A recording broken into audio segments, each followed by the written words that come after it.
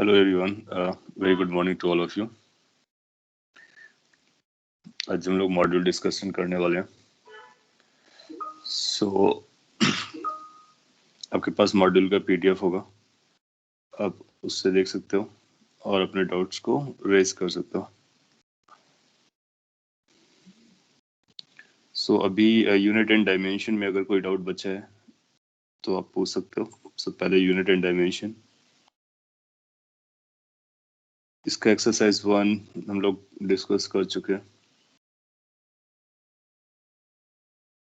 Exercise 2 भी some part of it discuss हो गया था probably.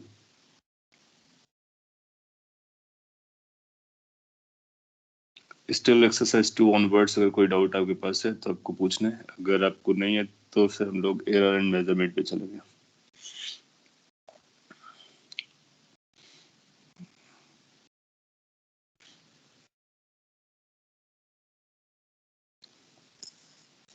So let me know what are the doubts or questions that you want to ask.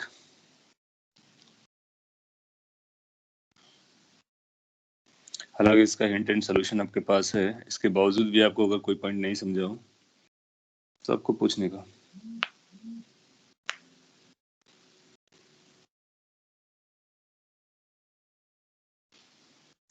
Exercise 3 question number 6.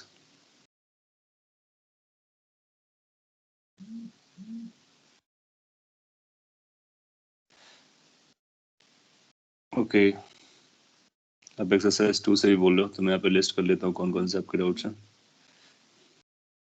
Unit and dimension का exercise 2 पर आपका question 44 जा रहा है, 46, 56, 47 as well.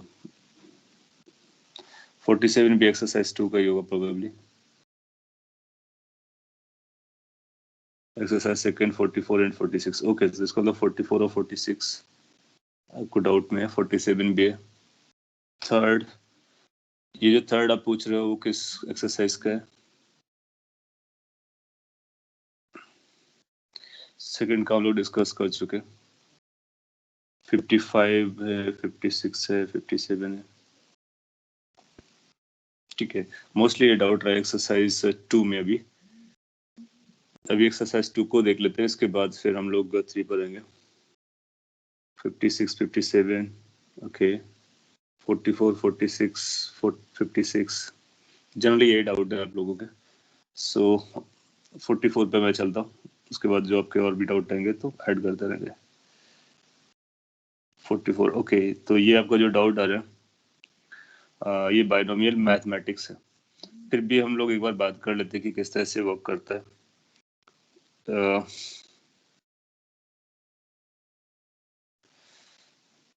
अपने लिए क्या रहेगा कि इसको, जैसे इसकी वैल्यू आपको पता करनी है 199. एक एक्सप्रेशन होता है, एक अप्रोक्सीमेटेड रिलेशन होता है, उसको आप ध्यान से समझ लीजिए. मैं यहाँ पर बता दे रहा हूँ कि जब कभी आपको ऐसा मिलता है कि 1 + x, अपने फिजिक्स में इतने से काम चल जाएगा, रेज़्ड पावर n, तो इसको एक्सपेंड कर दे. इसका एक एक्सपेंशन होता है, बहुत बड़ा सा एक्सपेंशन होता है. आप देखोगे कि मैथ्स में सिखाया जाएगा 1 की पावर n और nc1 फिर nc2, इस तरह से लगाते हैं. हम उतना भी डीप पे नहीं जाते, अपने को जितना जरूरी है उतना देखते हैं. जब कभी ऐसा एक्सप्रेशन मिले तो इसको हम अप्रोक्सीमेट वैल्यू लिख सकते हैं. अप्रोक्सीमेट वैल्यू कितना? 1 + nx. इसके बाद और भी टर्म आते हैं. इसके बाद x power n, x power 2 आता है, फिर x पावर 3 आता है. इसको खोलते रहते हैं, ये x पावर n तक जाता है. बहुत सारे टर्म्स का समेशन होता है.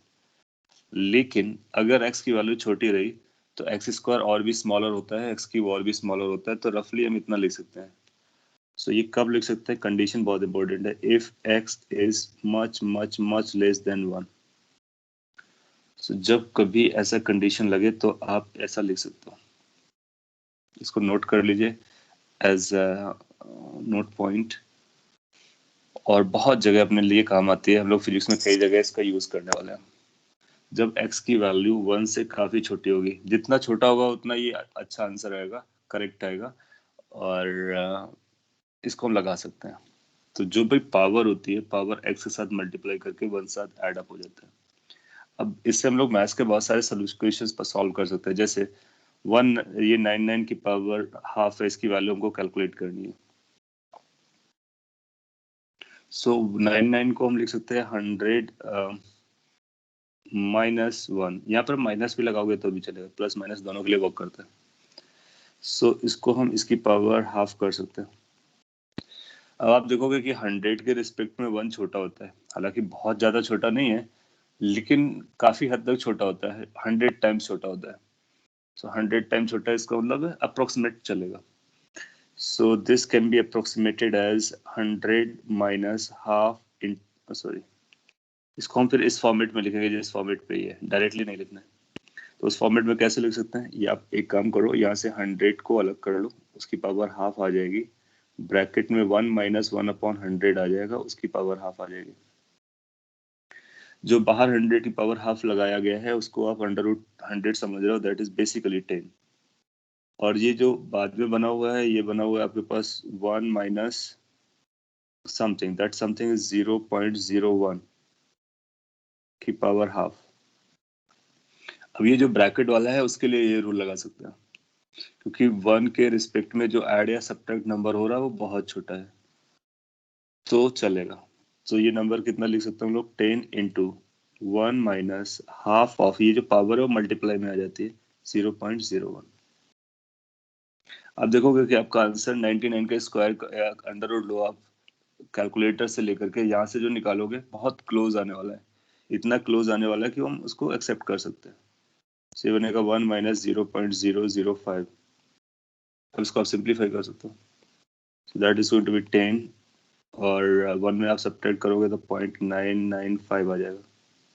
सो इसकी वैल्यू आ जाएगी 9.95। सो पॉइंट इसकी एक अप्रोक्सीमेशन होता है, वो अप्रोक्सीमेशन ये होता है, इसको आप याद रखिए, और उसको पहले इस फॉर्मेट में लाना होगा किसी भी नंबर को, और एक बार इस फॉर्मेट पे आता है तो फिर आप ये अप्रोक्सीमेशन लगा सकते हो। जो कॉम्प्लिकेटेड पार्ट था पावर वाला वो सिंप्लीफाइड हो जाता है। माइंडेड कि यहाँ पे हाफ पावर थी, अगर यहाँ पे कोई भी पावर रही होती तब भी आप ये कर सकते हो। सो 99 का स्क्वायर रूट आता है तो 9.95 के अप्रोक्सीमेटली आएगा। वैसे ही आप जानते हो अगर 100 होता तो 10 आता, तो 10 से थोड़ा सा कम रहेगा और वो अप्रोक्सीमेटली इतना होगा। सिमिलरली जैसे 126 है तो इसको भी आप 125 प्लस 1 कर सकते हो, और 120 है तो इसको भी आप चाहो तो जो भी आपको याद हो जिसका 1/√2 पावर 119 भी कर सकते हो, 121 भी कर सकते हो। डायरेक्टली निकालना चाहो तो डायरेक्टली भी कर सकते हो। तो बाइनोमियल एक्सपेंशन का मतलब होता है कि आप इसको एक्सपेंड करते हो और हायर पावर को हटा देते हो। हायर पावर को तभी हटा पाएंगे जब ये नंबर छोटा होगा। इस तरह से आप बाकी को ट्राई कर सकते हो। 45 के बाद आपने जो नेक्स्ट पूछा था दैट वाज 44 के बाद तो 46। यस सर, कैन यू री explain first step? First step, ये वाला स्टेप। Yes, देखो sir. क्या हो रहा है।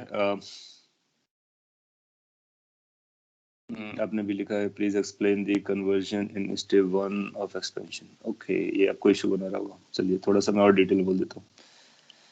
ये था अपने पास 99 की पावर 1/2, ठीक है। अच्छा 99 को क्या हम 100 माइनस 1 लिख सकते हैं? बिल्कुल लिख सकते हैं, क्योंकि 100 माइनस 1 इज सेम एज 99। ऐसा हम क्यों कर रहे हैं? ऐसा हम इसलिए कर रहे हैं क्योंकि हमारे पास ये लॉजिक है, इस लॉजिक को यूज करना चाह रहे हैं। तो 1 को हम लाना चाहते हैं, और 1 के साथ ऐसा नंबर लाना चाहते हैं जिसका स्क्वायर रूट निकालना हमारे लिए आसान होता हो, जिसका स्क्वायर रूट हमारे लिए आसान होता है। जैसे ये 120 आएगा तो 120 को आप कैसे लिखोगे? 120 को लिखोगे 121 माइनस 1। 121 का स्क्वायर रूट आपको पता होता है, तो जिसका स्क्वायर रूट पता होगा उसको अलग कर लेंगे, बाकी वो 1 से अलग कर लेंगे। अच्छा, इसके बाद फिर क्या किया मैंने? इसके बाद क्या किया है कि जो 100 माइनस 1 है, इसमें से हम 100 कॉमन ले सकते हैं। तो जब हम 100 कॉमन लेंगे तो अब 100 बेसिकली 100 से मल्टीप्लाई किया और 100 से डिवाइड किया, आप ऐसी लैंग्वेज समझ लीजिए। ये तो हम कर ही सकते हैं ना। सो जब हम 100 से मल्टीप्लाई किया तो उसको बाहर निकालेंगे, 100 से डिवाइड किया तो दोनों टर्म्स में डिवाइड करेंगे। पहले वाले टर्म में 100/100 1 हो जाएगा, दूसरे में 1/100 हो जाएगा। सो इसको हम ये भी लिख सकते हैं। ऐसा हम लोग क्यों लिख रहे हैं? क्योंकि जो 1 के साथ ऐड और सब्ट्रैक्ट हो वो बहुत छोटा हो। तो इसके लिए अब हमको ये बना 100 और यह 1 माइनस 0.01। तो ये हमारे लिए x का काम कर रहा है, जो कि स्मॉल x है। अब आपको समझ में आया ये स्टेप मैंने कह लिया। फिर यहाँ से 100, ये जो पावर्स होती हैं तो पावर्स तो दोनों में चलेंगी, तो इस पे भी 1/रूट पावर रहेगा, इस पे भी 1/2 पावर रहेगा। फिर ये 10 बन गया और ये वही नंबर बन गया। अब इस पर ये अप्रोक्सीमेशन लगा दिया। समझ में आया? एक बार और एक दूसरा एग्जांपल और पिक कर देते हैं, उसको भी सॉल्व कर देते हैं। जैसे 125 है, 126 है ना। सपोज कर लीजिए कोई कहता है आपको 126 का 1/3 पावर बताइए। तो आप बोलोगे अगर 555 करते हैं ना तो 125 आता है, यानी ये 5 से थोड़ा सा ज्यादा जाने वाला है। अब थोड़ा सा कितना ज्यादा जाने वाला है ये तो कैलकुलेट करके पता करना होता है। तो इसको हम ऐसा लिख सकते हैं, this is going to be 125 + 1 की पावर 1/3। फिर आप यहाँ से 125 को आउटसाइड कर लो, यहाँ बनेगा 1 डिवाइडेड बाई 125, इसकी पावर आ जाएगी 1/3। ये जो अंदर लिखा हुआ है वो 126 ही लिखा हुआ था, 126 को डिफरेंट तरह से रीराइट कर रहे हो। इसके बाद अब जब मल्टीपल में पावर्स अलग अलग हो जाती है तो आप जानते हैं, तो ये 125 की पावर आ जाएगा 1/3 और यहाँ पे बनेगा 1 + 1/125 की पावर 1/3।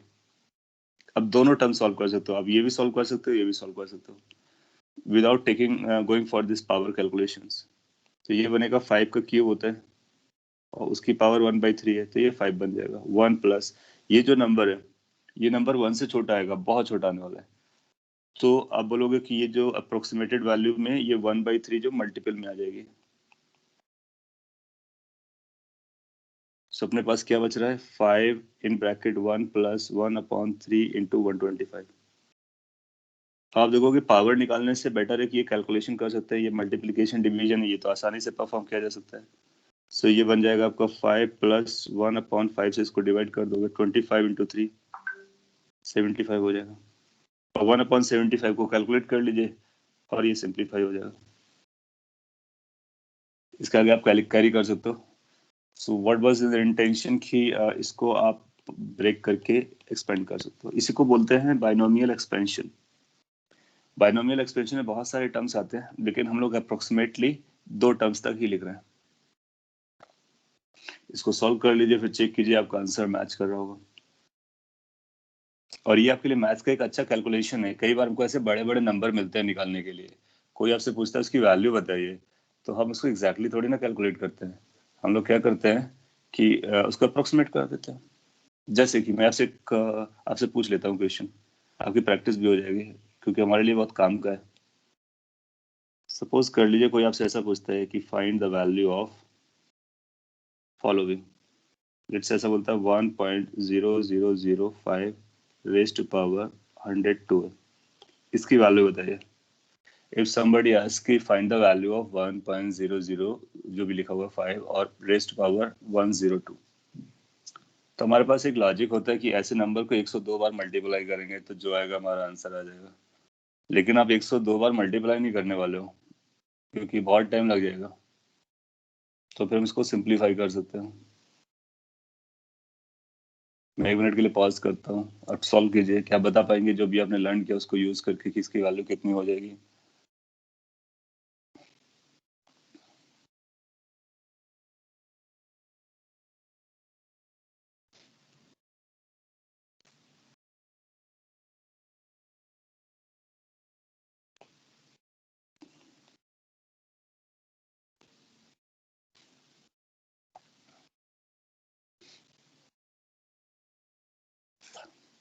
सो ओके, आप ट्राई कर रहे हो तो अपने पास वन वे वाज कि लाइक ऐसे नंबर्स को हम 102 टाइम्स मल्टीप्लाई करें, so it will take too much time. Another point would be कि हम इसको रीराइट कर लेते हैं। कैसे रीराइट करेंगे? 102 आया, इसको आप लिख सकते हो 1 + 0.0005 रेज़्ड टू पावर 102।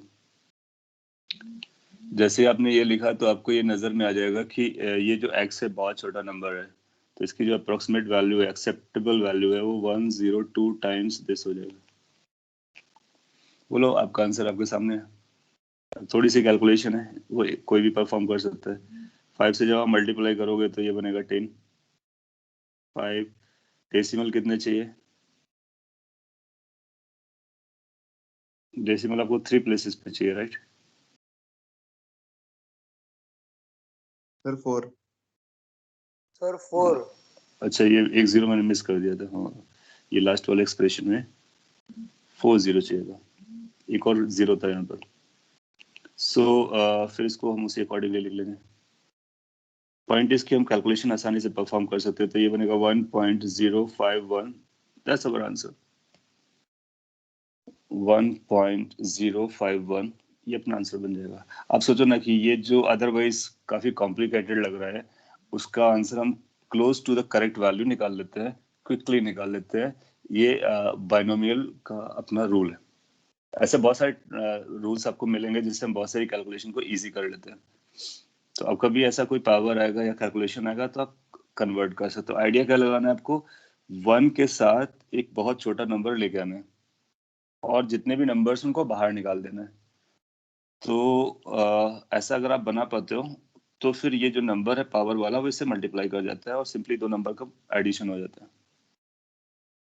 ये मैथ्स का रूल है, मैथ्स में आप डिटेल में पढ़ोगे इसका एक्सप्रेशन कैसे होता है। अपने लिए इतना काम का है। अब आप क्या कीजिए कि जो बचे हुए दो थे उनका अपना वैल्यू निकाल लीजिए। जैसे एक 120 था, 120 के लिए मैंने आपको बता दिया 121 माइनस हाफ कीजिए, -1 कीजिए, हाफ पावर लगाइए, सॉल्व कर सकते हो। आइडिया लग गया होगा आपको। 44 के बाद नेक्स्ट आपने 46 पूछे, उस पर आ जाते हैं। 46 अगेन ये मैथ से रिलेटेड है। इसमें ग्राफ कैसे प्लॉट किए जाते हैं उसके बारे में, इसको हम लोग थोड़ी देर के लिए होल्ड कर लेते हैं। अभी वेक्टर्स और कैलकुलस के बाद, कैलकुलस जब हम लोग पढ़ रहे होंगे तो वहां पर हम लोग लर्न करेंगे how to plot the graph. तो अगर आपको इक्वेशन पता होता है तो ग्राफ कैसे प्लॉट किए जाते हैं वो हम आपको सारे डिटेल में बताने वाले हैं। कौन सा लीनियर ग्राफ होता है, कौन सा पैराबोला होता है, सर्कल कब बनता है, एलिप्स कब बनता है, ये सब पढ़ने के बाद ही हम लोग फिजिक्स में एंट्री करेंगे। इसको आप होल्ड कर सकते हो। अगर आपके पास पुराना कोई नॉलेज हो तो उसको यूज कर लेना। एग्जाम में ऐसा क्वेश्चन नहीं आएगा, एग्जाम में वही क्वेश्चन आएंगे जिनको हम लोगों ने पढ़ा है और समझा है। सो 46 शुड बी होल्ड, अदरवाइज अपने जो काम के क्वेश्चन है वो सॉल्व नहीं हो पाएंगे आज। 55 पर आते हैं। 55 क्वेश्चन नंबर 55 ये। हाँ, यहाँ पर भी एक मैथ्स का रूल आ रहा है और ये सब आपको बताया नहीं गया इसलिए आपको डाउट आ रहे होंगे। ये ओवर द टाइम आपको पता चलते रहेंगे। अच्छी बात है, क्वेश्चन के साथ ही समझ लेते हैं। सपोज कर लीजिए आपको सन का डायमीटर पता करना है या मून का डायमीटर पता करना है या किसी प्लैनेट का डायमीटर पता करना है अर्थ से, तो हमारे पास एक और भी अप्रोक्सीमेशंस होते हैं या फिर आइडियाज होते हैं, उनको हम लोग यूज कर लेते हैं। तो ये बोला गया कि एक ये जो मून है, ये मून अर्थ से देखने पर यहाँ से कोई बंदा देखता है, उसका डायमीटर, उसको ऐसा ये एंगल मेजर कर सकता है। तो इस एंगल को मेजर करके हम ये डी बता देते हैं, ये डायमीटर कितना होगा। तो इसका मतलब है मून पर जाकर के उसका डायमीटर मेजर करने की जरूरत नहीं है, आप यहाँ से भी डायमीटर पता कर सकते हो। रूल क्या होता है? बहुत सिंपल सा रूल है। सिंस ये जो थीटा आएगा वो बहुत छोटा एंगल आएगा, आप सोचो ना कि मून बहुत दूर है, बहुत दूर है, so angle has to be smaller. ये छोटा सा एंगल होगा तो ये जो डिस्टेंस है ये ऑलमोस्ट आर्क के बराबर होगी, ऑलमोस्ट आर्क के बराबर लगेगी। तो हम उस आर्क वाला रूल लगा सकते हैं यहाँ पर। तो हम लोग क्या लिख सकते हैं कि arc length that is D is equal to रफली आर इंटू थीटा। सो अगर अपने डी पता करना है तो आर और थीटा के बराबर हम लोग इसको अप्रोक्सीमेट कर सकते हैं। यहाँ से अपने को डी की वैल्यू पता चल जाएगी। क्या आपको आर दिया गया है? यस, कितना है? 384,000 किलोमीटर, इतना दूर है, बहुत दूर है। और अप्रोक्सीमेट वैल्यू बतानी है तो हम लोग अप्रोक्सीमेट वैल्यू बता रहे हैं, एग्जैक्ट तो नहीं मेजर कर सकते। और कितना एंगल है? 0.5। माइंडेड, जब हम लोग थीटा लिखेंगे तो थीटा है 0.50 डिग्री। हम लोग डिग्री में नहीं लिखते हैं, हम किस में लिखते हैं? रेडियंस में लिखते हैं। डिग्री में लिखोगे तो फिर रॉन्ग हो जाएगा। तो रेडियन में कितना लिखेंगे? सो आप इसको 180 से डिवाइड कर दीजिए। और पाई से मल्टीप्लाई कर दीजिए, दीज मनी रेडियंस। अब ये थीटा की वैल्यू पता चल गया, ये आर की वैल्यू पता चल गया, दोनों को मल्टीप्लाई कर दो, अपने को अप्रोक्सीमेट डायमीटर की वैल्यू पता चल जाएगी। तो फार डिस्टेंस पर लाई करने वाले ऑब्जेक्ट के डायमेंशंस को मेजर करने के लिए हम simply arc length is equal to R theta जैसा फॉर्मूला यूज कर लेते हैं। आपको लग रहा हो कि इसका जस्टिफिकेशन क्या है? इसका जस्टिफिकेशन अगर आपको चाहिए तो हम इस तरह से ही बोल सकते हैं कि अगर सपोज कल इसके सेंटर पे जाओ आप, है ना, और ये डिस्टेंस को अगर आप मेजर करो, ये इसकी रेडियस होगी, ये एंगल को मेजर करो, ये θ/2 होगा, ये जो डिस्टेंस होगी वो r हो जाएगी। यहाँ पर हम sine theta, tan theta, cos theta जैसी स्टोरी बना सकते हैं। साइन थीटा लिखते हैं, साइन θ/2 बनेगा। साइन θ/2 की वैल्यू आएगी r divide by hypotenuse small r, बनता ना। r इज रेडियस, हमको डायमीटर चाहिए, तो यहाँ से हम रेडियस को कैसे कैलकुलेट कर सकते हैं? r into sine θ/2। ये बेसिकली हमारा प्रॉपर वे बनता है सॉल्व करने का। जब ये प्रॉपर वे बनता है, सिंस हमको पता है थीटा बहुत छोटा है, जब आप रेडियन में कन्वर्ट करोगे तो और भी छोटा हो जाएगा, 0.00 समथिंग लगेगा। तो जब थीटा जो छोटा होता है, तो ये हमारे पास एक और रूल है, इफ थीटा इज स्मॉल, ये भी बहुत इंपॉर्टेंट अप्रोक्सीमेशन है, उसको आप लिख लीजिए। साइन थीटा हो तो उसको हम थीटा के बराबर लिखते हैं, तो साइन थीटा की वैल्यू थीटा के बराबर होती है, और इनफैक्ट टेन थीटा की वैल्यू भी थीटा के बराबर होती है रेडियंस में। तो ये भी बहुत इंपॉर्टेंट अप्रोक्सीमेशन है जो मैथ्स या फिजिक्स में चलने वाला है, मैथ्स में भी चलता है। तो इसको मैं बॉक्स पे रख देता हूँ so that you can write it. अच्छा, तो ये बन जाएगा हमारा approximately equal to small r into θ/2। That means what? r into θ/2। अपने को डायमीटर चाहिए, so diameter is going to be twice r which is going to be r theta. उसी को हम लोगों ने डायरेक्टली बोल दिया था। So diameter can be measured as r theta directly in far objects, जो फार होती हैं, काफी दूर होती हैं। कॉपी कर लीजिए, और ये अप्रोक्सीमेशन हम लोग लगा रहे हैं, इसका ख्याल रखिए। थीटा छोटा है तो θ/2 डेफिनेटली छोटा रहा होगा। Is there a range for it to be small? No, कोई रेंज नहीं होती है। आप ऐसा बोल लो कि जो हम लोग एंगल मेजर करते हैं, जैसे 30 डिग्री, 50 डिग्री, 60 डिग्री, है ना, तो 50-60 डिग्री जो होते हैं वो बड़े एंगल्स होते हैं, तो 0.5 पर आ रहा है तो छोटा है। और वैसे भी आप रेडियन में कन्वर्ट करके देखो तो रेडियन में जनरली क्या होता है कि अगर वन, आप ऐसा समझ लो कि जो डेसिमल्स में आना स्टार्ट कर जाएगा, 1 2 3 रेडियंस, ये छोटे एंगल्स होते हैं। सो वहां पे चलता है, जब बड़ा नंबर आएगा, बड़ा का मतलब हुआ है कि जिसमें अब इस अप्रोक्सीमेशन से चलो। अब देखो ना, साइन 30 की वैल्यू, टेन 30 की वैल्यू अलग अलग होती है, इसको मतलब 30 डिग्री एक बड़ा एंगल हो गया। और अगर हम साइन 0.5 डिग्री लिखेंगे, 10.5 डिग्री लिखेंगे, तो अप्रोक्सीमेटली बराबर आएगा। सो एज सच कोई रेंज नहीं होती है, but still you can think of कि 1 2 3 डिग्री हो, 5 डिग्री हो, 10 डिग्री हो, अप्रोक्सीमेटली 10 डिग्री तक आप लगा सकते हो। उसके आगे भी अगर लगा सकते हो। जितना आप ज्यादा बड़ा एंगल लगाओगे उतना आपका आंसर करेक्ट नहीं आएगा, उतना ज्यादा अप्रोक्सीमेट आएगा, और जितना एंगल छोटा होगा उतना ज्यादा एक्यूरेट आएगा। सो एज सच कोई बाउंड्री लाइन नहीं है, बट यस, एक्यूरेसी हमारी बदलना स्टार्ट हो जाती है। बड़े एंगल पे अप्रोक्सीमेशन करेंगे तो फिर वो उतना एक्यूरेट नहीं जाएगा जितना स्मॉल एंगल पे जाएगा, और एक एंगल के बाद तुमको दिखने लगता है कि नहीं, ये तो मैच नहीं कर रहा है।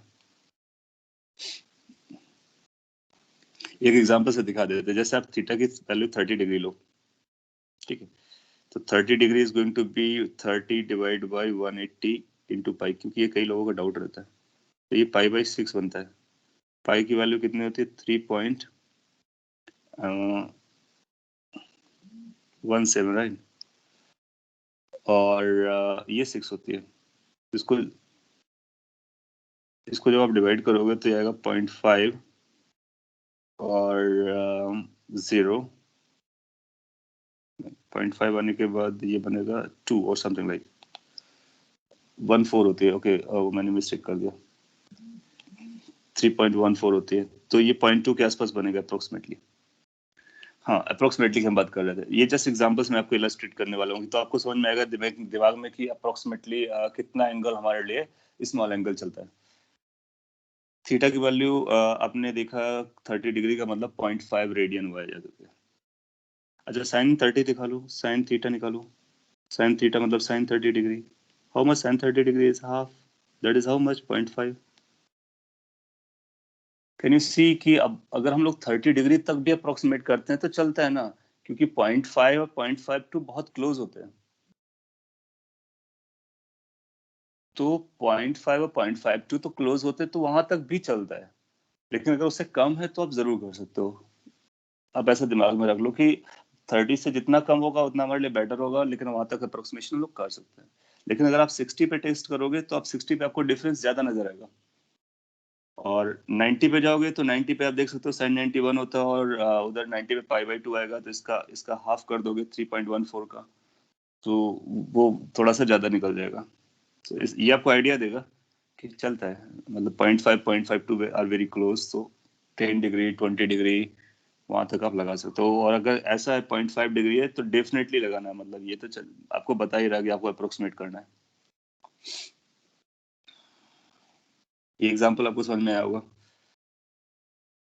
और आपको फील हो रहा होगा कि yes they are very close. Question number then 56 57 मेरा होगा, एक 47 भी आपने पूछा था, वो मैंने मिस किया। 47 को भी मैंने बोला नहीं, तो 47 में एक्स और वाई आपको पता करने थे। इस एक्स वाई को आप ऐसे पता कर लीजिए, बहुत सिंपल क्वेश्चन है। इसको आप थीटा लगा लीजिए और फिर tan थीटा लगा दीजिए। ये वाई प्रोबेबली यहाँ तक बोल रहा होगा, सो tan थीटा की वैल्यू आएगी 2/y। इस बड़े वाले ट्राइंगल पे आओ, बीच वाले ट्राइंगल पर आओ, तो ये बनेगा x/2, और बड़े वाले ट्राइंगल पर आ जाओ तो 4/3। तो इस तरह से आपको x, इसको इससे इक्वेट कर दो y निकल आएगा, इसको इससे इक्वेट कर लो x निकल आएगा। 47 सिंपल मैथ्स था। सिमिलैरिटी या सिमिलैरिटी ऑफ ट्राइंगल्स और tan थीटा की वैल्यू, एक इस ट्राइंगल को पकड़ो, राइट एंगल ट्राइंगल, फिर बीच वाले को पकड़ो, फिर बाहर वाले को पकड़ो, सबके लिए tan थीटा, थीटा वही रहेगा, सॉल्व हो जाएगा। तो ये आप ट्रिग्नोमेट्री पढ़ चुके हो, इसलिए आपके लिए आसान है। Next you have asked about 56 57, तो हम लोग अभी 55 कर रहे थे, ठीक है। 56 57 पर आ जाते हैं, ये लास्ट के टू है। हाँ, उसमें आप सिमिलरिटी ऑफ ट्रायंगल यूज कर सकते हो, चलेगा, 100% चलेगा। आइडिया क्या होता है ना कि हम लोग जब बहुत सारी चीजें लर्न कर लेते हैं ना, तो एक क्वेश्चन को सॉल्व करने के लिए हमारे पास मल्टीपल तरीके आ जाते हैं, मल्टीपल तरीके। तो आपको जो भी तरीका सूट करे आप लगा सकते हो, but make sure that you are using the right concept. 56 ये बोलता है use the approximation 1 + x raise power n = 1 + nx, जहां पर x की वैल्यू x प्लस माइनस दोनों हो सकता है। इसने मॉड लगाया हुआ है, तो हमने वहां प्लस माइनस लगा दिया था, दोनों का एक ही मतलब है। x की वैल्यू जो होनी चाहिए वो 1 से काफी छोटी होनी चाहिए, बस इसका ख्याल रखना है। सो अगर ऐसा होता है तो फिर ये अप्रोक्सीमेशन चलता है, इसको यूज करना है। और फिर कहता है इसकी वैल्यू बताइए। अभी हम लोगों ने इसको यूज किया है, जैसे √99 बताना, तो ये इसको सॉल्व कर चुके हैं, 100 - 1 किया अभी। जैसे इसकी वैल्यू निकालनी है, तो इसकी वैल्यू आप कैसे कैलकुलेट कर सकते हो? तो इसको आप क्या लिखोगे, बी वाले पार्ट को मैं सॉल्व कर रहा हूँ। एक तो तरीका है कि 1 में इसको आप डिवाइड करो, जो सभी जानते हैं। दूसरा तरीका क्या है, अब 1.01 को लिखो पावर -1। तो अगर डाउन साइड है तो पावर -1 तो लिख ही सकते हैं। फिर next step is going to 1 + 0.01 raise to power -1। अब 1 के आगे 0.01 100 टाइम्स छोटा होता है, 100 टाइम्स छोटा है, इसका मतलब छोटा है। इसको भी अप्रोक्सीमेट कर दो, तो इसकी अप्रोक्सीमेट वैल्यू आएगी 1 प्लस जो पावर है उसको इससे मल्टीप्लाई कर दो, डन। So, इसकी वैल्यू आएगी 1 - 0.01। कैलकुलेशन आप चेक कर लीजिए, तो ये बन जाएगा 0.99, आंसर हो गया।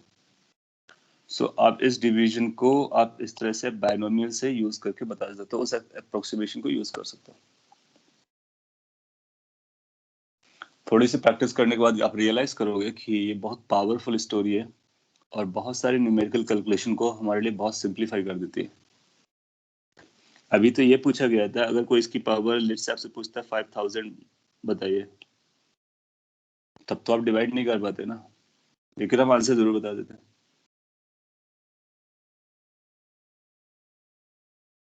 तो या कोई और नंबर दिया गया होता तो उसको हम सॉल्व करके बता सकते हैं। हाँ, इसकी कुछ लिमिटेशंस हैं, उसका ख्याल रखना होगा। जैसे अभी मैंने 5000 बोला तो that may be reacting in different manner, but yes इसको हम जहां तक हमारा ये रूल लागू होगा, ये और x छोटा होगा तो हम इसको अप्लाई कर सकते हैं। लास्ट आपने पूछा use the small angle approximation, तो अपने पास दो चीजें चल रही हैं, एक स्मॉल एक्स अप्रोक्सीमेशन चल रहा है और एक स्मॉल एंगल अप्रोक्सीमेशन चल रहा है। अभी जो हमने लास्ट क्वेश्चन किया ना, ये इसी में था, दैट वाज दिस मून वाला। यहाँ पर ये जो है वो स्मॉल एंगल अप्रोक्सीमेशन है, स्मॉल एंगल अप्रोक्सीमेशन, जिसको आपने ये साइन थीटा टेन थीटा को थीटा के बराबर रखा। तो स्मॉल एंगल अप्रोक्सीमेशन और स्मॉल एक्स अप्रोक्सीमेशन दोनों चलते हैं। अब जैसे इसने पूछा कि इसकी साइन 8 डिग्री की वैल्यू बताइए, तो क्या आप साइन 8 डिग्री की वैल्यू बता सकते हो? बिल्कुल बताओगे। साइन 8 डिग्री को किस में कन्वर्ट कर लो, 8 डिवाइड बाई 180 इंटू पाई, ये थीटा हो गया आपका। थीटा बहुत छोटा है, बहुत छोटा है, तो इसकी वैल्यू अप्रोक्सीमेटली कितनी हो जाएगी, 8 पाई डिवाइड बाई 180, आंसर हो गया। बाइनोमियल क्वेश्चंस इस टेस्ट में नहीं आएंगे, लेकिन ये आपकी कैलकुलेशन को इम्प्रूव करने के लिए है। ऐसा क्वेश्चन एग्जाम में मैं नहीं पूछने वाला हूँ, ये मैथमेटिक्स है, लेकिन इसकी जरूरत पड़ सकती है, किसी क्वेश्चन में इसको यूज करने की जरूरत पड़ सकती है। तो जब उसकी जरूरत पड़ेगी तो फिर आपको ये अप्रोक्सीमेट करके उसकी वैल्यू निकालनी पड़ेगी। सपोज कभी आपको 10 डिग्री पता करना पड़े, तो आप क्या करोगे? अगर ऑप्शन 10 डिग्री में का आंसर जो एग्जैक्ट वैल्यू वो नहीं दी गई है या 10 नहीं दिया गया है, तो फिर आप क्या करोगे, इसको कन्वर्ट कर दोगे। आप बोलोगे कि 10 को पहले 5 को रेडियन में कन्वर्ट कर लो, 180 इंटू पाई, ये नंबर छोटा हुआ तो इसकी वैल्यू अप्रोक्सीमेटली किसके बराबर हो जाएगी, 5 पाई अपॉन 180, ये आपका आंसर हो गया। इससे आपको एक और बात पता चलती है, आप सारे स्मॉल एंगल्स की वैल्यू जानते हो, सारे स्मॉल एंगल्स पर साइन और टेन की वैल्यू जानते हो, क्योंकि sine theta tan theta theta के बराबर होता है जब कभी एंगल स्मॉल होता है। यहाँ पर 5 डिग्री 8 डिग्री बोल रहा है, जो कि वास्तव में स्मॉल एंगल्स हैं, ऐसा हम बोल सकते हैं। Okay, so that was your exercise second. Can we go for next exercise 3? और अगर कोई डाउट है, क्योंकि हमको थोड़ा सा पेस अप करना चाहिए, वरना एरर और मेजरमेंट की इक्वेशंस नहीं हो पाएंगे। आपने बोला similarly can we also say that is theta is very large, cos theta is 1 by theta as cos theta. No, cos theta का अप्रोक्सीमेशन ये लिख लो। बड़े में तो बड़ा तो कोई वैल्यू होता नहीं है थीटा के लिए, क्योंकि वो रिपीट करता है 90 180 के बाद में ना। सो बड़े का कम मतलब है, छोटे का मतलब रहेगा। जैसे cos थीटा की जो वैल्यू होती है, if theta is small, तो cos थीटा को क्या लिखते हैं, cos थीटा को लिखते हैं 1 minus theta square by 2। So theta अगर cos के टर्म में है तो आप ये लिखोगे 1 minus theta square by 2। Large जो होगा, लार्ज का मतलब फिर आप ऐसा बोलना चाह रहे हो कि 90 के क्लोज जा रहा होगा, तो 90 के क्लोज जा रहा होगा तो फिर हम उसको 0 बोलेंगे cos थीटा को, 1 बाई थीटा नहीं बोलेंगे। ये अप्रोक्सीमेशन डिराइव्ड है, ये कॉमन सेंस है। डिराइव का मतलब आप देखो, अभी मैंने 30 डिग्री के लिए आपको दिखाया था ना कुछ, ये देखो 30 डिग्री के लिए दिखाया था ना। इनफैक्ट आप और मैथ्स यूज करोगे तो उनका पार्डन ग्राफ ड्रॉ करोगे, जब आप ग्राफ ड्रॉ करोगे तो आप पाओगे कि वो सिमिलर टाइप की पाथ को फॉलो करते हैं, सिमिलर टाइप के ग्राफ को फॉलो करते हैं। तो उनकी वैल्यू को हम कैलकुलेट कर करके पता कर लेते हैं कि कैसे वो वेरिएशन चल रहा है। तो cos थीटा के लिए याद रख सकते हो, sin थीटा tan थीटा के लिए मैंने लिख दिया था, फिर से लिख देता हूँ, sin theta is equal to theta which is equal to tan theta. ये रफली इक्वल टू है, इसलिए इक्वल वाला सिंबल को थोड़ा सा टिल्ट कर दे रहे हैं, और ये लगा सकते हो। लार्ज एंगल का मतलब होता नहीं, क्योंकि एंगल अपने आप में रिपीट करता रहता है। सो अगर आप 90 के क्लोज जा रहे हो तो sin 90 क्लोज 1 जाता है, cos 90 क्लोज 0 जाता है। एक्सरसाइज 3 पर होते हैं। एक्सरसाइज 3 के आपके जो डाउट्स हैं they are like 3 and 10। So, हम लोग थर्ड को पहले पिक करते हैं। क्वेश्चन नंबर जो 3 है ना, ये एग्जाम में आ भी चुका है, देखो 2003 में आया था, उसके बाद भी कई बार आया है अलग अलग एग्जाम्स में, 6 भी काउंट करना है। सो इसके बारे में हमने आपको बताया था क्लास में, क्या बताया था आपको याद हो कि स्पीड ऑफ लाइट जो होती है ना, स्पीड ऑफ लाइट का फॉर्मूला होता है under root mu nought epsilon nought. ये आप याद रख सकते हो। कहाँ से आया, क्यों आया, आगे हम लोग इसको कभी देखेंगे। म्यू नॉट एप्सिलॉन नॉट का स्क्वायर रूट 1 बाई करने से सी स्पीड ऑफ लाइट आती है, तो बेसिकली ये स्पीड है। तो फिर इसका डायमेंशन पता चल जाएगा, दोनों तरफ स्क्वायर कर दो तो स्पीड स्क्वायर आ जाएगा 1/म्यू नॉट एप्सिलॉन नॉट। आपसे पूछ रहा है कि इसका डायमेंशन है, तो इसका डायमेंशन स्पीड का स्क्वायर हो जाएगा।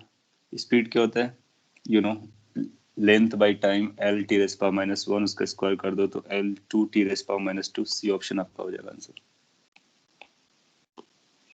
तो ये अगर आपने मिस कर दिया है तो इस फॉर्मूले को फिर से नोट कर लो और याद रख लो। क्वेश्चन नंबर 6 पर आते हैं।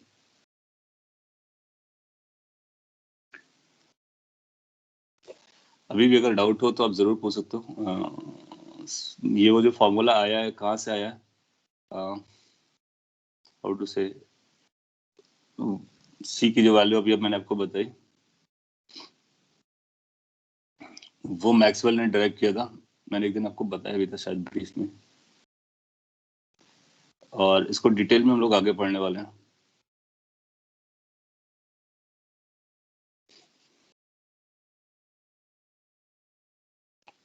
अगला आप क्वेश्चन पूछ रहे हो 6th, द रेड, वैसे हम लोग रेडियंस को लिखते हैं, is correct unit used to report the measurement of what? The ability of a beam of gamma ray photons to produce ions in a target, the energy delivered by radiation to a target, biological effect of radiation, the rate of decay of radioactivity. My goodness.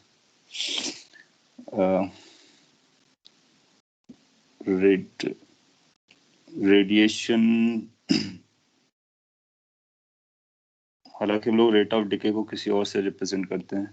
Biological effect of radiation, energy delivered by radiation to a target, नहीं, energy को तो फिर हम joule में निकालेंगे, rate पे नहीं बोलते हैं। Ability of beam of gamma ray photons to produce ions in a target, नहीं। रेडियो एक्टिव में क्वेरी वगैरह यूज करते हैं, तो ये थ्योरेटिकल क्वेश्चन है, फैक्चुअल इंफॉर्मेशन है। आज के बाद आप याद रख लो कि ये जो सिंबल हम यूज करते हैं वो इन तीनों के लिए नहीं यूज करते।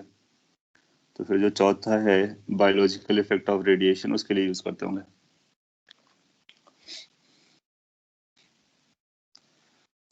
इन सबको आप पढ़ोगे, गामा रेज का प्रोडक्शन कैसे करते हैं वो पढ़ोगे आप, एनर्जी डिलीवर टारगेट को कैसे जाती है वो पढ़ोगे आप, रेडियो एक्टिव डिके आप पढ़ोगे, और ये जो बायोलॉजिकल इफेक्ट है वो फिजिक्स में नहीं पढ़ते हैं। इसका मतलब 3 ऑप्शंस, एलिमिनेशन मेथड आपको यूज करना था, ए बी डी में नहीं होगा, तो जो सी है उसी में हो जाएगा। ये फैक्चुअल है, आप इसको याद रख सकते हो। ऐसा भी ऐसा आएगा नहीं, बहुत रेयरली ऐसे क्वेश्चंस आ जाते हैं। इसके बाद आपने जो पूछा है क्वेश्चन नंबर 10 पूछा है, 10th पर आते हैं। ये भी किसी एक्सपेरिमेंट से रिलेटेड है। 10th से पहले आप 8 पूछ रहे हो, तो 8 बता देता हूँ, फिर 10th पे आ जाता हूँ। Question number 8,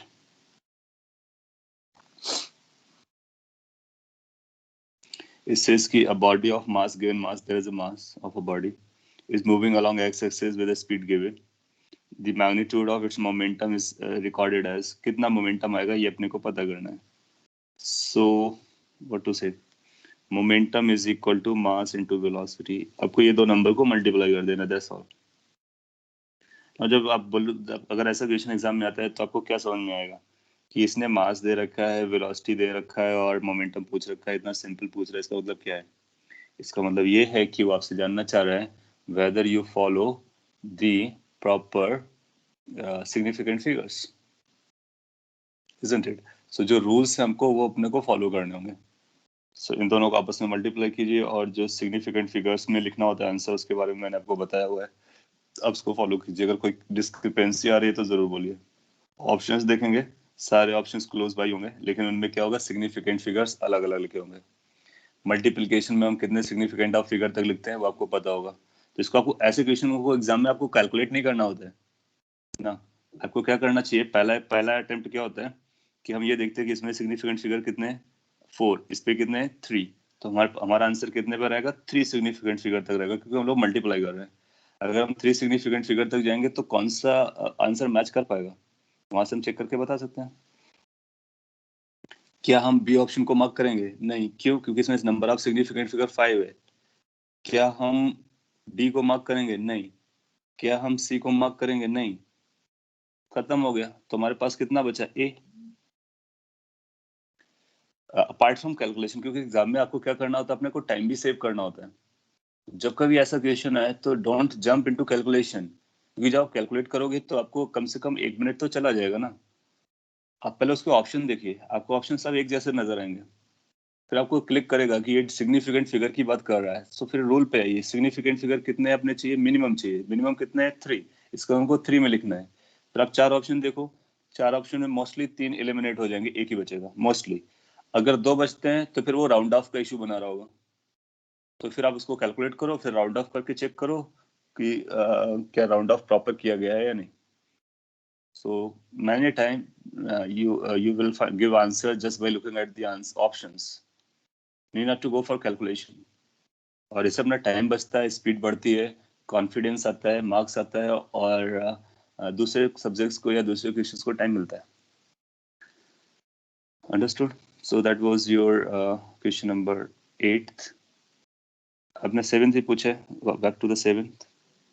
Which of the following unit denotes the dimension this, where Q denotes the electric charge? तो ये चार्ज के टर्म में अब आपको ये जो नंबर्स हैं वो आपके लिए हार्ड जा रहे होंगे, क्योंकि ये नंबर्स जो है ना किसकी यूनिट्स हैं ये आपको पता नहीं है। जैसे हेनरी है, वेबर है, हेनरी बाई मीटर स्क्वायर है, ये है। तो अभी इनको आप होल्ड कर लीजिए, क्योंकि मैं सबको एक्सप्लेन करूंगा तो बहुत टाइम लगेगा। तो अगर आपको नहीं आया तो ऐसे क्वेश्चन हम आपको एग्जाम में बिल्कुल नहीं देने वाले हैं, और अगर देने वाले हैं तो उनका उनका क्या मीनिंग है वो बता के छोड़ने वाले हैं। तो अगर आपको बता के छोड़ा गया तो आप डेफिनेटली कर ले जाओगे, ठीक है। और फिर जब ये चैप्टर्स आएंगे उन चैप्टर्स में इनको आप डिटेल में पढ़ लोगे, क्योंकि उनके सबके फॉर्मूलाज आएंगे और वो हम लोग करस्पॉन्डिंग चैप्टर में पढ़ने वाले हैं। अभी अपने पास वही क्वेश्चंस आएंगे जो हम लोगों ने पढ़ा है या जिसके फॉर्मूला आप जानते हो, या फिर ऐसा बोलो कि वो फॉर्मूला आपको प्रोवाइड किया जाएगा। अगला क्वेश्चन आपने 10 पूछा है, कुछ एक्सपेरिमेंट से रिलेटेड है, देख लेते हैं क्या। ये बोलता है in an experiment angles are required to be measured using instrument 29 divisions of main scale exactly coincide with this division। तो ये कुछ मेन और वर्नियर टाइप का चल रहा है। Smallest division of the main scale is half degree, then the least count of the instrument would be. ऐसे case में भी हम लोग वही रूल अप्लाई कर लेते हैं जो उस पर लर्न किया था कि लीस्ट काउंट कैसे निकालने वाले हैं। सो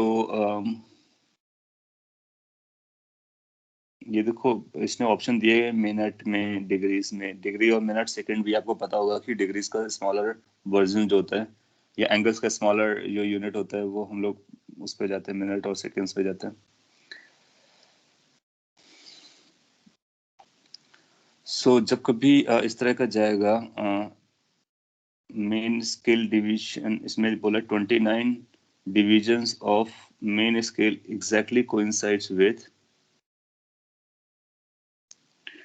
30 divisions of vernier scale, ठीक है। The smallest division of main scale is this, then the least count of instrument। ये थोड़ा सा नया टाइप इसने डिजाइन किया हुआ, तो हम लीस्ट काउंट कैलकुलेट करना चाहेंगे।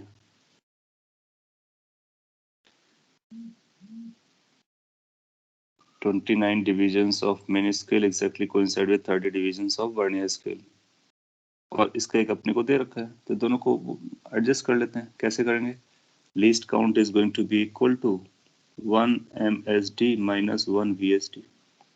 फिर आप बोलोगे कि 29 MSD was equal to 30 VSD, so how much 1 VSD was equal to? सो बोलोगे 1 VSD was equal to 29/30 MSD. Ultimately what you got is 1/30 MSD. Understood. एक MSD कितना दिया गया है? 0.5 डिग्री, तो इसको 0.5 कर लीजिए, तो 0.5 डिवाइड बाई 30, सो ये 1/60 हो जाएगा, 1/60 डिग्री।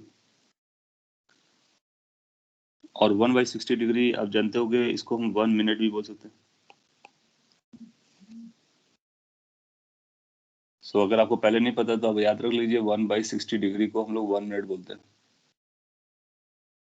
सो एंगल को मेजर करने के लिए मिनट भी यूज होता है, और डिग्रीज भी होता है, रेडियन भी होता है, सेकेंड्स भी होता है, जब बहुत ज्यादा छोटा एंगल चला जाता है। So 1/60 degree is equal to 1 minute, और मिनट को ऐसा डैश लगा के लिखते हैं। सेकेंड आएगा तो डबल डैश लगाते हैं। ये मैथ्स में हो सकता है आपको बताया जाए, फिजिक्स में कभी कभी जरूरत पड़ती है, तो इसको याद रख सकता हूँ। ये आपका क्वेश्चन नंबर 10th हो गया। इसके बाद आगे बढ़ लेते हैं, अपने पास कम टाइम बचा हुआ है। ये एडवांस का भी आपको डाउट आ सकता है, बिल्कुल आ सकता है। एरर में आप चलते हैं, पहले कुछ क्वेश्चंस एरर से भी डील कर लेते हैं। Exercise 1 of error in measurement. Any doubt on exercise 1? इसमें इस तरह के जो क्वेश्चंस आ रहे हैं ना, जैसे ये फिगर बना हुआ है, इसको आप छोड़ दीजिए, क्योंकि ये मीटर ब्रिज है, और मीटर ब्रिज मैंने आपको बताया नहीं है। इसको हम लोग इलेक्ट्रिसिटी करंट वाले चैप्टर में पढ़ेंगे।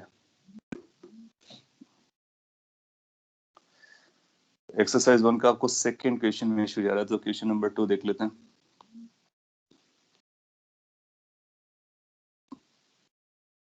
हाँ, 2 और 5 आपके डाउट्स हैं।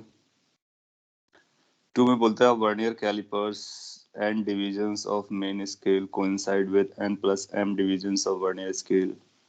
What is the value of m for which instrument has minimum least count?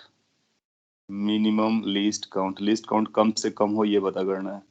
तो आप क्या करो, लीस्ट काउंट निकालो। लीस्ट काउंट की वैल्यू होती है 1 MSD माइनस 1 VSD, ये आप जानते हो। फिर अपने को क्या पता है कि n+m divisions of vernier scale are equal to n divisions of main scale. सो वहां से 1 VSD आपको पता चल जाएगा, तो ये आएगा 1 MSD is equal minus 1 VSD, 1 VSD आएगा n divide by n+m, these many MSD। Simplify करोगे तो n से n कैंसिल हो जाएगा, ये बनेगा m divide by n+m, and this is MSD। ये लिस्ट काउंट आ गया। एक बार आपने लिस्ट काउंट निकाल लिया, अब अपने को क्या करना है, जब एक बार लिस्ट काउंट आ जाता है, एक्सप्रेशन आ जाता है, तो उसके बाद फिर हम लोग क्या करते हैं, कैलकुलेट करते हैं कि उसने जो पूछा क्या है और उसको कैसे आइडेंटिफाई कर सकते हैं। जैसे इसने पूछा है आपसे कि लिस्ट काउंट की वैल्यू मिनिमम हो, तो उसको मिनिमम करने के लिए m की वैल्यू कितनी लेनी चाहिए। n के बारे में उसने बताया कि n 2 से बड़ा है, 2 या उससे बड़ा है, तो वी कैन फाइंड आउट कि कितना मिनिमम वैल्यू आनी चाहिए। आपके पास ये ऑप्शंस दिए हैं, इनमें रख करके देख लो, वो भी एक काम चलेगा। और दूसरा है कि कैलकुलेट भी कर सकते हो।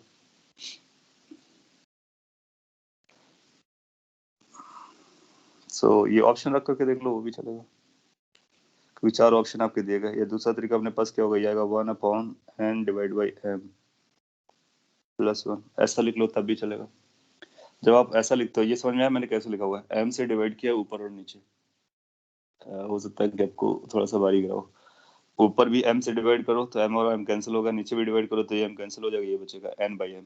अब यहाँ से अपने को समझना आसान होता है, क्योंकि देखो पहले क्या था, हमारे पास 2 m थे, ऊपर भी था नीचे था, तो हमको समझ में नहीं आ रहा था कि m को बड़ा करना है या छोटा करना है। अब आप देखो अपने लिस्ट काउंट को क्या करना है, छोटा करना है। अगर लिस्ट काउंट छोटा करना तो ये पूरा नंबर को स्मॉल करना पड़ेगा। इसका मतलब उसका जो डिनोमिनेटर है, इस डिनोमिनेटर को आपको लार्ज करना पड़ेगा, क्योंकि जितना डिनोमिनेटर लार्ज होगा उतना ये मिनिमम आएगा। अच्छा, डिनोमिनेटर को लार्ज करने का मतलब ये 1 में तो आप कुछ कर नहीं सकते हो, n/m को लार्ज करना पड़ेगा। इसका मतलब हम चाहेंगे कि ये नंबर हमारा लार्ज बने, m की ऐसी वैल्यू चूज करें कि ये नंबर हमारा लार्ज बने, बड़ा बने। अच्छा n तो हमको एक गिवन नंबर है, तो m से कैसा फर्क पड़ेगा, m की वैल्यू छोटा लें या बड़ा लें, किस तरह का m का वैल्यू लें सो दैट कि ये नंबर लार्ज हो जाए। तो आप देखोगे कि अगर आपको n बाई m को लार्ज करना है तो m को क्या लेना पड़ेगा, m को छोटा लेना पड़ेगा, स्मॉल लेना पड़ेगा। तो m को हम जितना स्मॉल पॉसिबल होगा उतना स्मॉल लेंगे।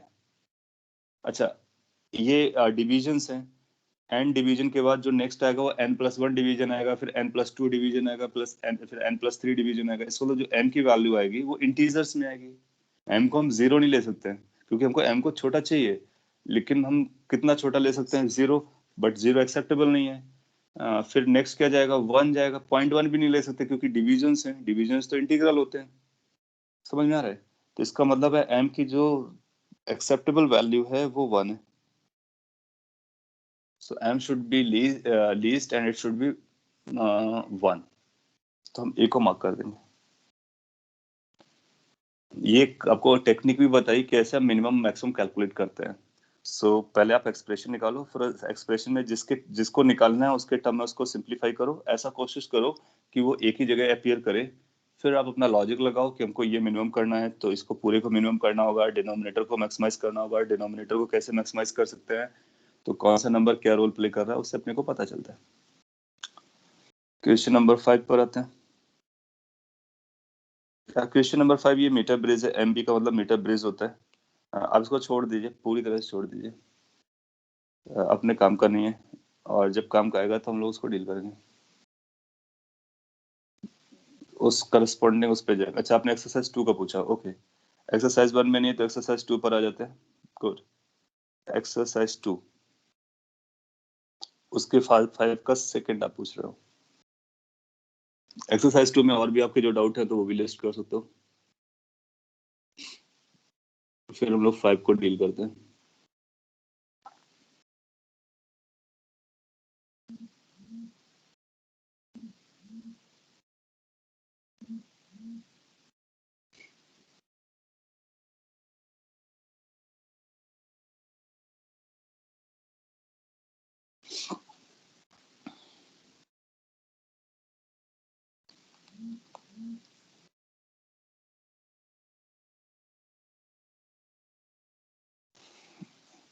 इसका मतलब से आपके अच्छे खासे डाउट्स हैं। एक्सरसाइज 2 में आपको 6 जा रहा है, 9 जा रहा है, 8 जा रहा है। मैं लिस्ट कर लेता हूँ, जितने भी ज्यादा से ज्यादा कर सॉल्व कर पाएंगे हम लोग कोशिश करेंगे, हालांकि टाइम अपने पास कम बचा हुआ है।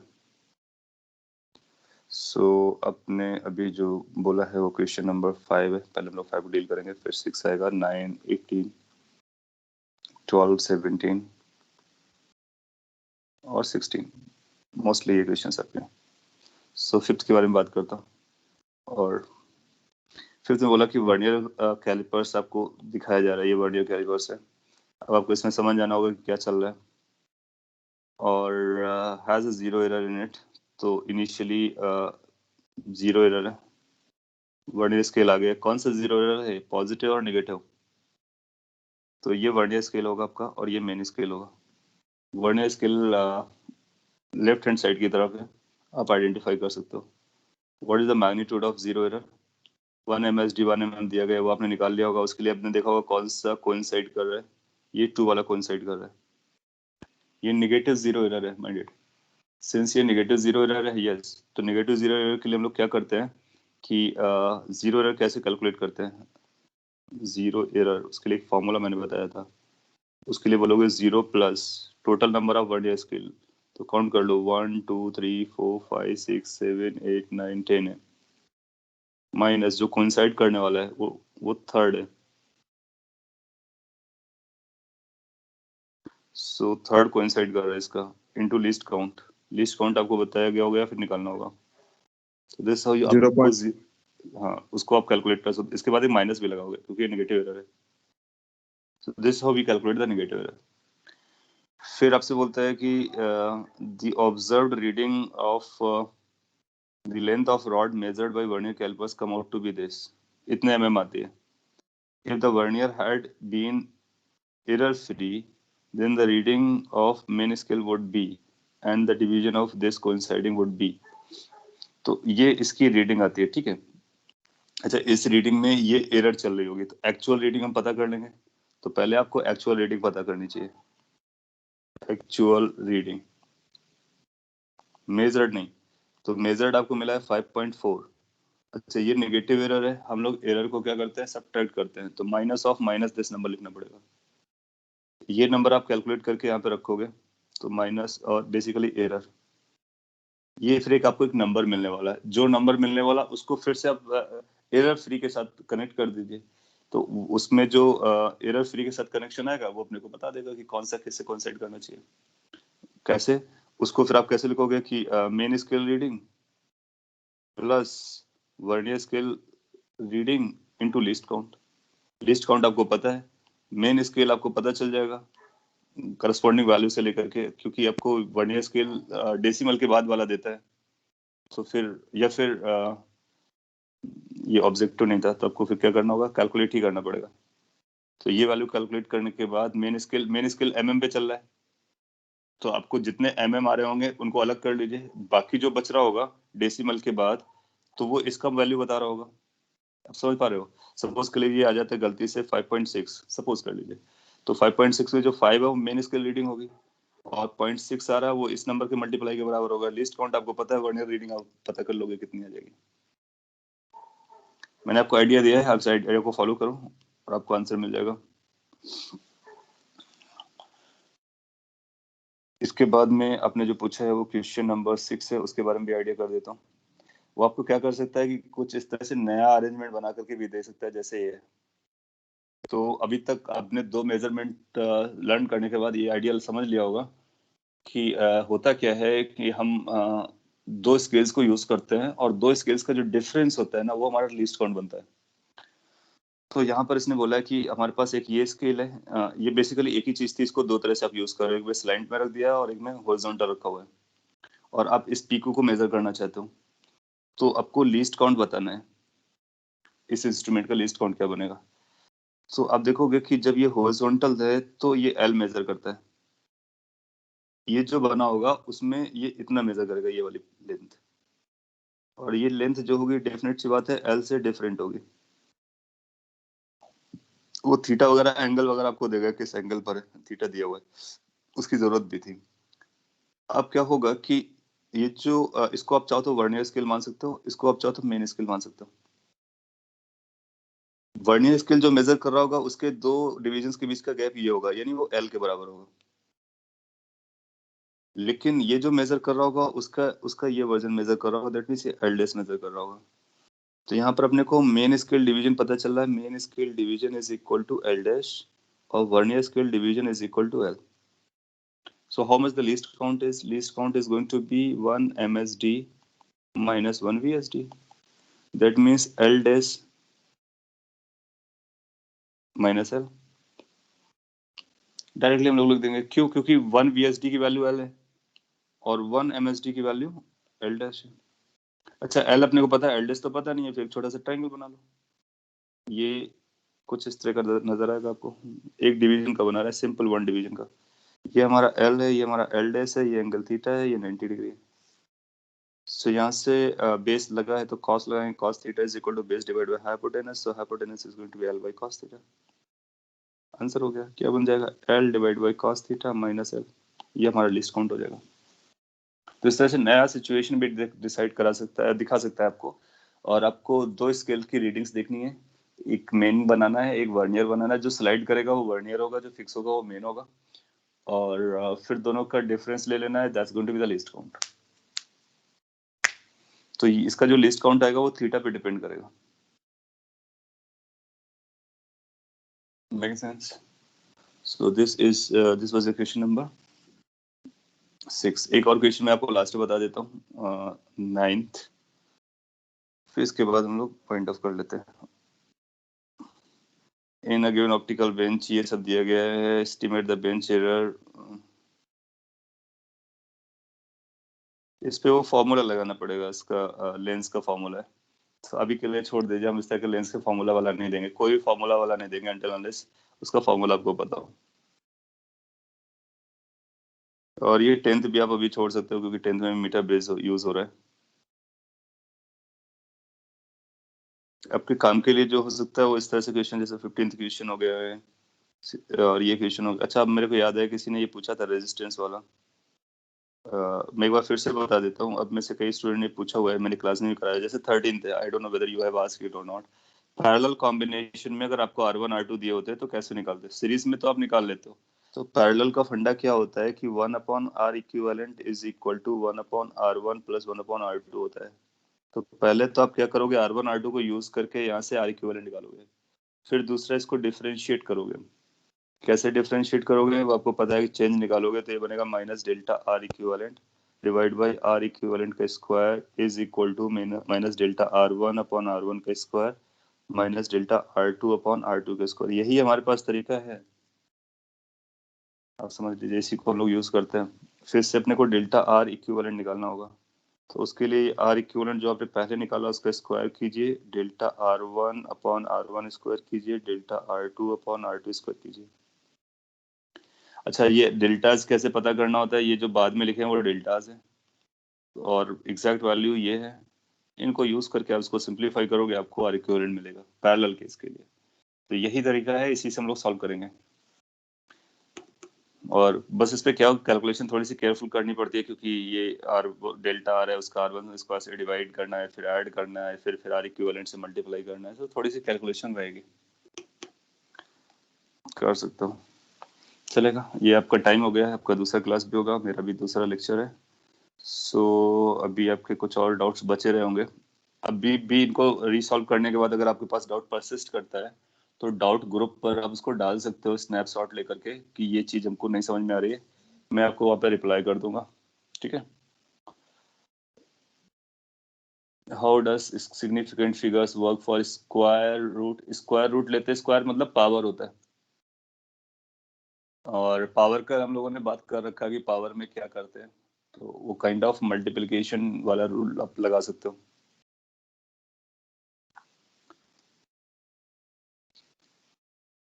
Okay.